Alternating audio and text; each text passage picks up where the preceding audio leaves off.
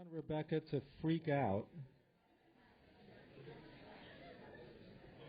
Rebecca is going to confess that she's prone to freaking out, falling asleep, feeling helpless or heartbroken. So we all want to give her the right amount of space to do that. So I'm really looking forward to this presentation from the President-elect of New York State Psychological Association Division on Addiction, Dr. Rebecca Block.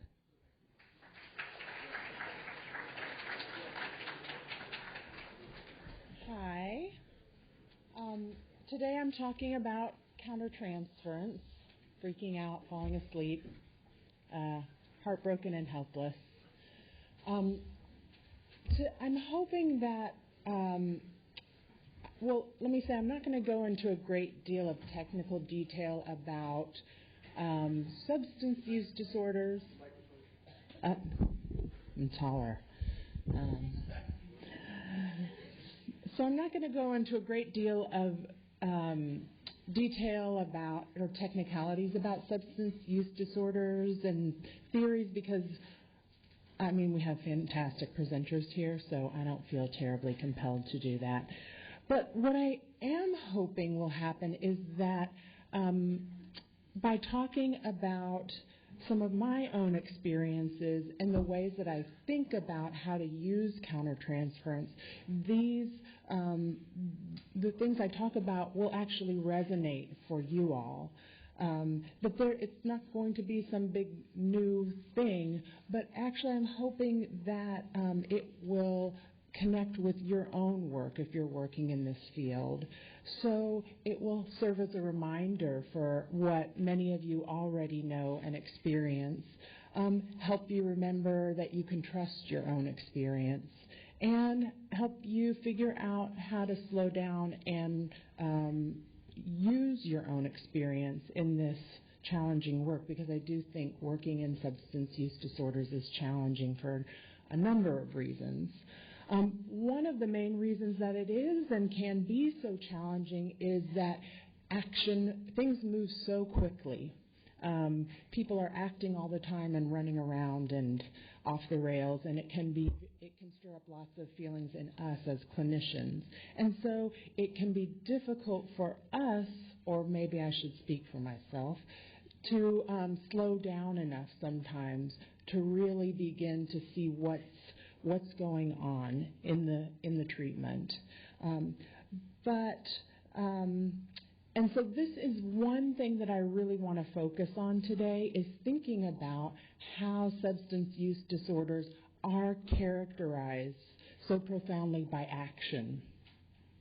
So we can think about how use itself is an act or an action.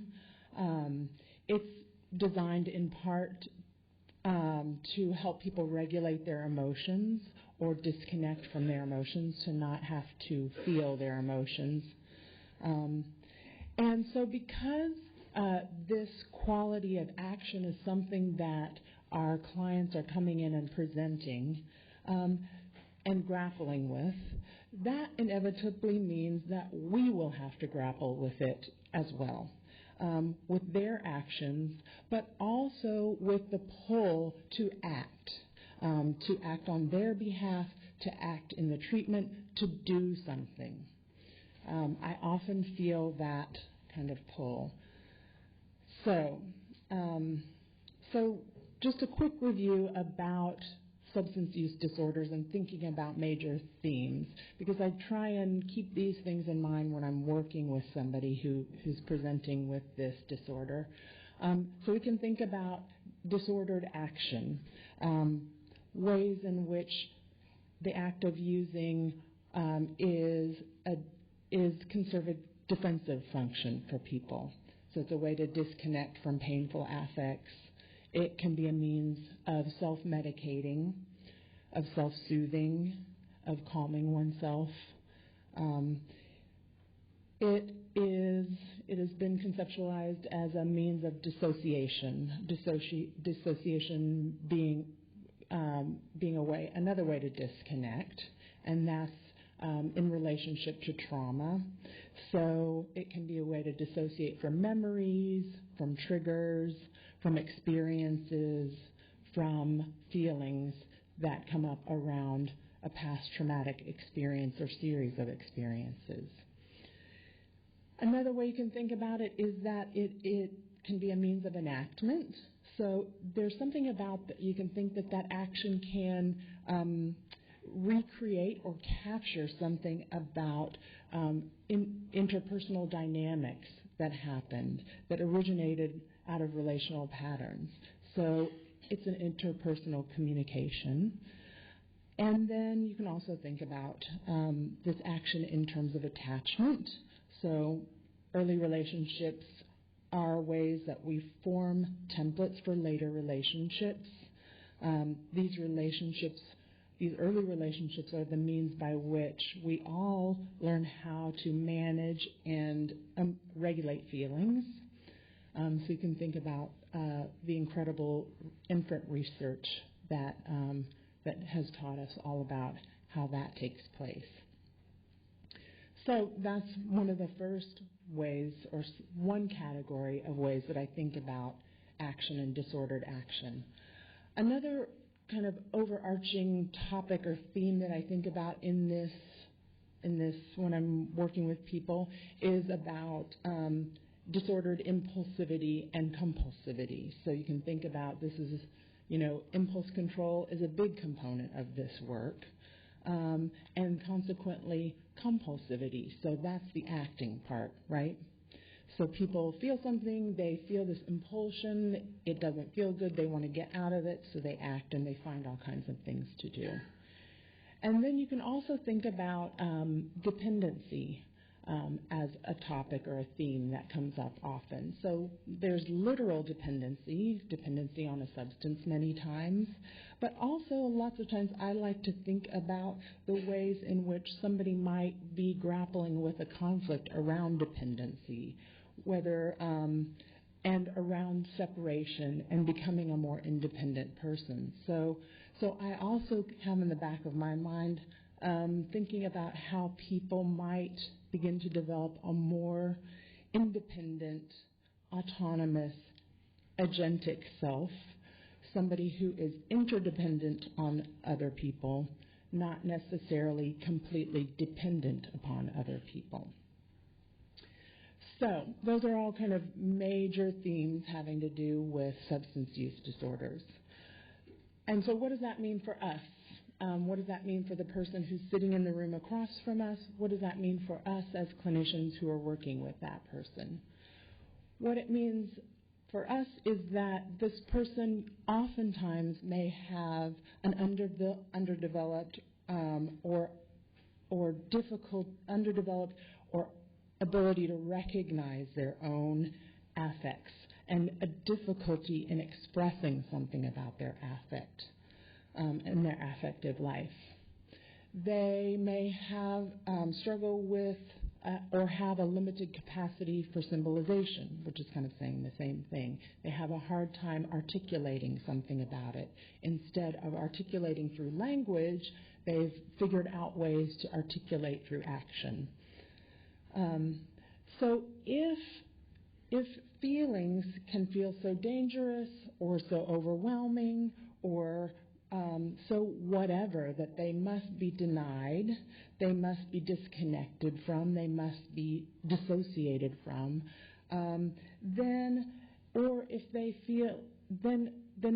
there's a whole kind of pile of feelings that's sitting in the room that something has to happen with. Somebody often ends up feeling them, and lots of times that ends up being us as the clinicians. I mean, not always, but this is kind of a big generalization, but many times we end up feeling a lot of feelings that can be surprising to us.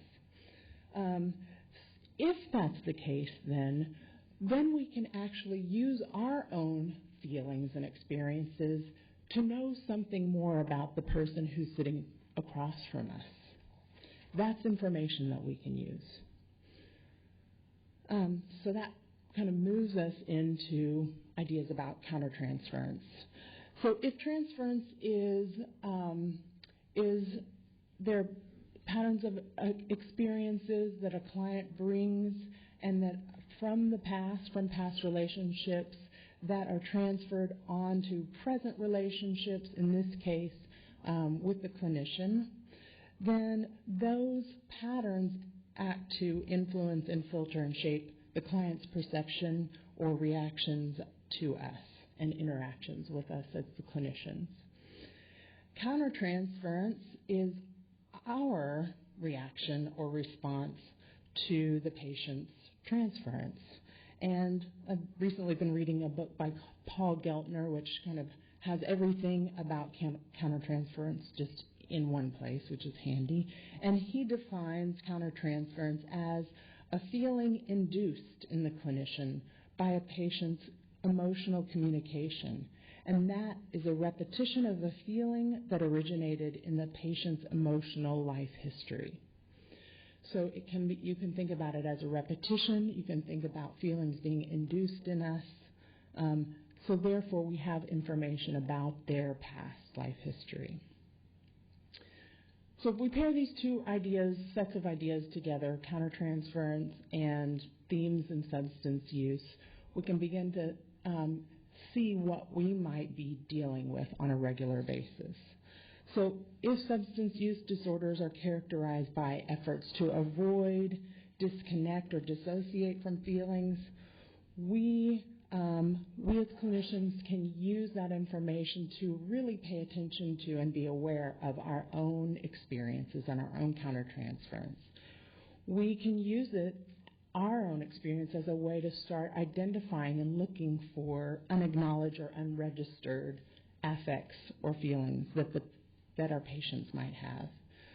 We can be aware that we may be stuck holding a greater amount of affect or feeling than in other cases, especially if people are more prone to use more basic defenses like splitting or projection, stirring up emotions in us.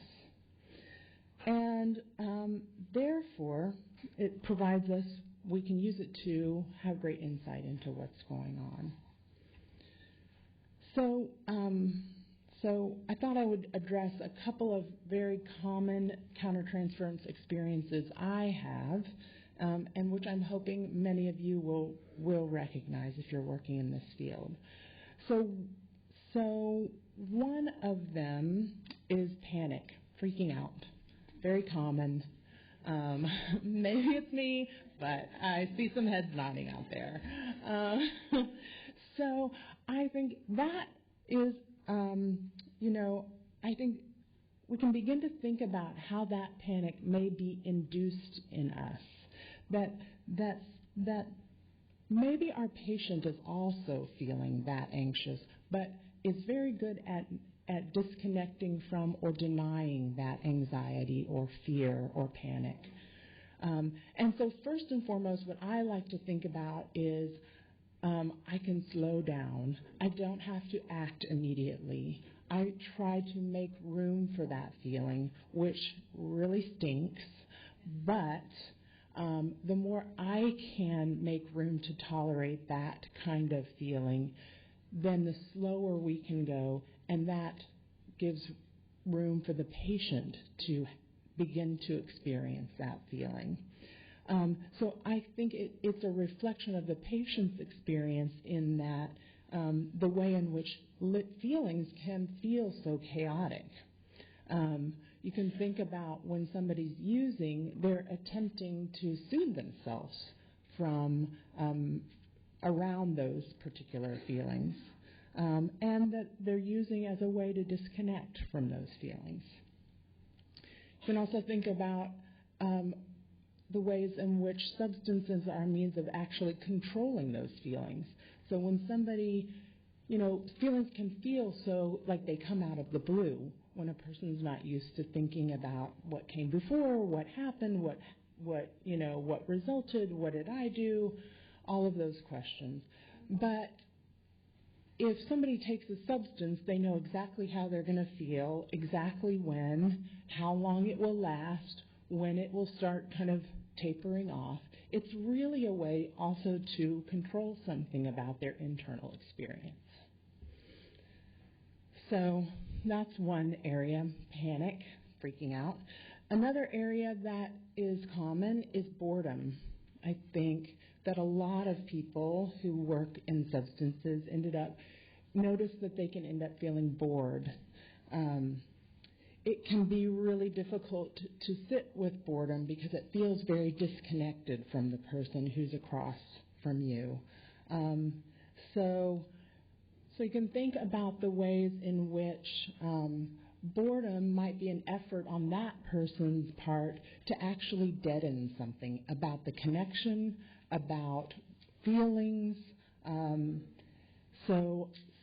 So that there's something so overwhelming or so dangerous about either being connected to somebody else or about having feelings that it must be killed. So that, again, gives us information about this person. And I can, sometimes when somebody comes in and all they want to talk about is their repeated use over and over and over, not getting into anything underneath, it really is pretty boring, strangely enough. I mean, I think it's portrayed out in public as this really exciting, glamorous, blah, blah, blah, but actually it's kind of boring. So lots of times when I end up bored, I try and think about the antidote to boredom is curiosity. So I try to begin to wonder what's going on underneath this? What will we be talking about if we weren't talking about this kind of rote activity that we talk about every week? So really trying to find little things to get interested in, to help me stay engaged with that person. And then I think one of the final major areas of countertransference is this idea of helplessness.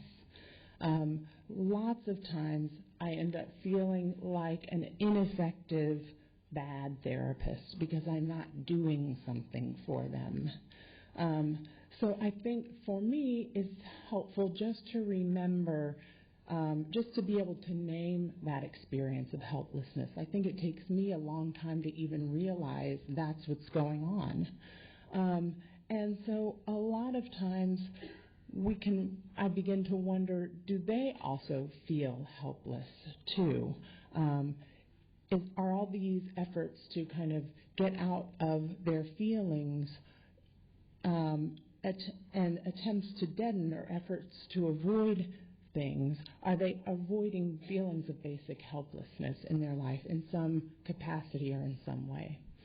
So again, just a basic kind of figuring out that using my own experience as information about the other person's experience. So now I'm going to give a case, which is always the most fun part. And I want to say about all of this work, I think all of this work really, it's important to remember that it's very context dependent what we choose to do. What we choose to do at one time in any given case may be different with another person presenting with similar circumstances, or maybe even different with the same person at a different point in the treatment. So again, curiosity and thinking is the antidote, I think, to all of this, and being able to kind of have a concept of what's happening for this person. So I'll tell you about Ms. C. She was a young woman in her early 20s from an intact upper middle class family. And at the time of the event that I will detail, we'd been working together in therapy for about 5 months. So first some background. Several years out of college, Ms. C had come to therapy after a difficult breakup from a 3-year-long relationship. The loss led to an escalation in depression that she had been experiencing for years. She often talked about a long-standing sense of helplessness and disconnection that originated as far back as middle school. So to remedy this sense of disconnection, she had been using alcohol and other substances on the weekends since age 15. So she came in having been using for 15 years. The substances, she described the substances as helping alleviate her social anxiety. She felt like they helped her transform into a really fun, engaging, social butterfly type of person. And they helped her find other people to be engaging and exciting. So everything about her life was organized around the substance use. Her weekends, she spent every single weekend night blacking out, then 3 days of the week recovering from the weekend, and then the next several days getting ready for the upcoming weekend. It was only that after the breakup that she finally began to state that she had a problem and see it as being a problem for her. So during the first months of our work together, we started working on increasing her awareness, developing alternative coping tools. But just as important, we started thinking about deeper dynamics right away. She spoke elegantly, actually, about a dark energy that would build up in her over the course of the week. She described this feeling of that she was vibrating, ready to jump out of her skin. But she couldn't say much more about the dark energy than that. So that when Fridays arrived, she felt so much tension that she was compelled to burn it off with alcohol and cocaine. I felt very uncomfortable with that. I was nervous. I was terrified, anticipating that disaster was right around the corner. But when I stopped and thought about it outside our meetings, I realized actually that disaster had already struck on multiple occasions. She would tell me blackout stories that went years back, about how she would wake to discover a lost wallet and a lost phone. So she loses her identity. There were occasions that she woke up covered with cuts and bruises and blood splatters all over her room. She would have no idea how they got there. I remember her coming into treatment covered in bruises, and it would make me very nervous to see that. One weekend, she told me about how she woke up in a strange man's apartment. She had no idea where she was in the city until she exited the building. Happily, luckily, she could recognize some of the neighborhood landmarks, and so she got herself home. Upon telling me these things, she seemed very wary of my reaction, worried that I was going to be judging her, but also fairly unperturbed, like they were just routine, that's what everybody did. And so they had become routine for her, routine happenings. And I felt very terrified on hearing these things. I felt like I was watching a train wreck in slow motion, and that I was very powerless to affect that. And so with that feeling of powerlessness, I felt a compulsion to act, to stop her. I had a fantasy somehow, and I often have this fantasy, that somehow I can do something to stop people from doing what they're doing. Instead of trying to do something that would have become a disaster, I did my best to sit with my own terror and helplessness. I did not get rid of my feelings. Instead, I talked with my supervisor about the case, and he helped me think. I thought about the ways in which Ms. C had disconnected from her own feelings around these events. I connected to my powerful feelings that were connected to her dissociated affect. I wondered if she was placing all of her disavowed fears and helplessness and anxiety and rage into me. I reminded myself that my job was to think, to try and increase awareness around these split-off affects, and to help her try and reintegrate those feelings back into her conscious experience. So, hopefully, or I'm sorry to say, if many of you may be able to relate to this feeling of terror. As a clinician, it can be so difficult to tolerate the possibility that our people are out running around off the rails. I think it's a very, very natural response to want to do something, to want to stop this person who you care about, especially when they are acting to be so self-destructive. So if my first instinct is, I must stop her, yet I also knew that was impossible. I can't make choices for other people. I'm under no illusion that that's going to happen. So helping her think about the events and what drove these events and what feelings might be underneath was what I could offer. And I think that is also something that we can do. That's doing something very valuable. I think at times it doesn't feel like enough. Many times I wish for much more concrete results and immediate results. But I think that's a way I'm wishing to alleviate my own anxiety. And I think there's also a reflective anxiety in the patient.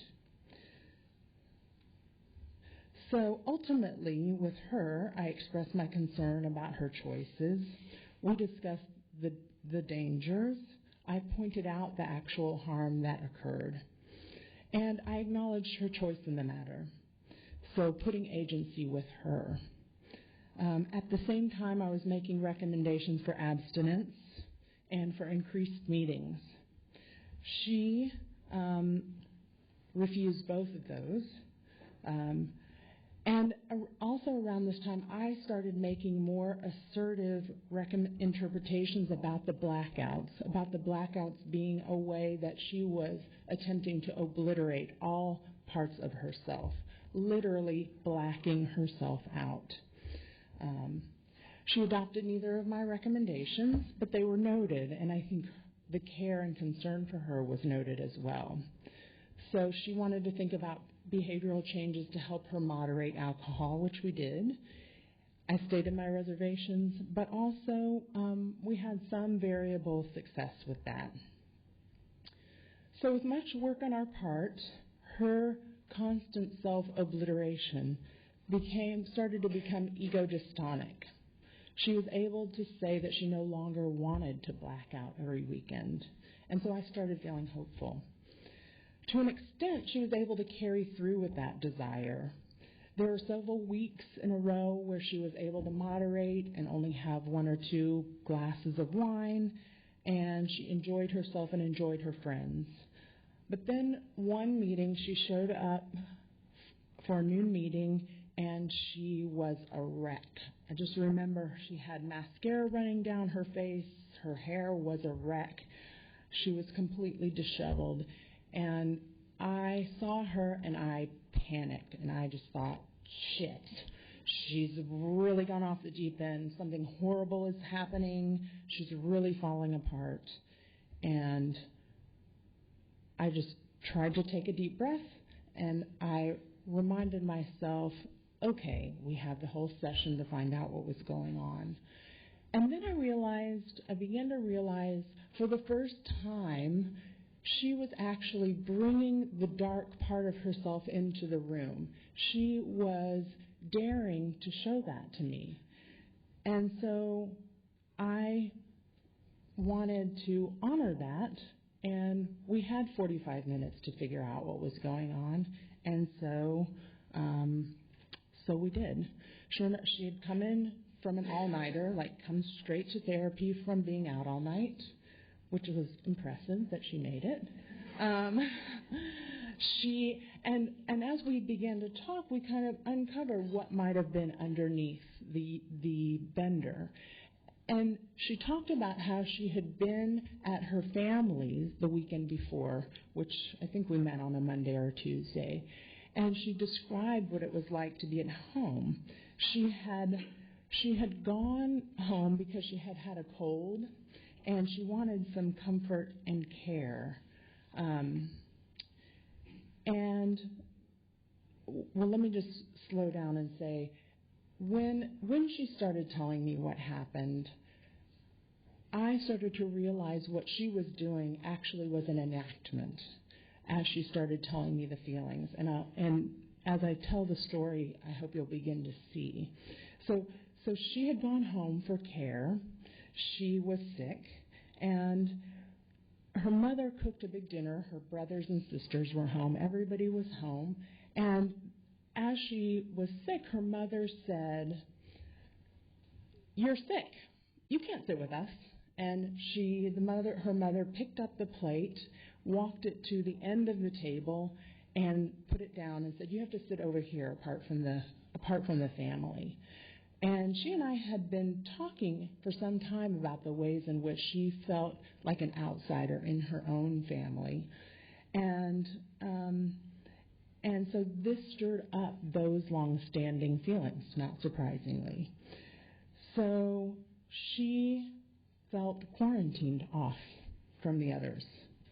In this instant, and I think because we had been talking about it, she reacted differently than she had in the past. Because of our conversations and because of her increased awareness around her feelings about it, instead of just acquiescing and sitting by herself at the end of the table, she actually said, "No, I may be sick, but I'm sitting with you all."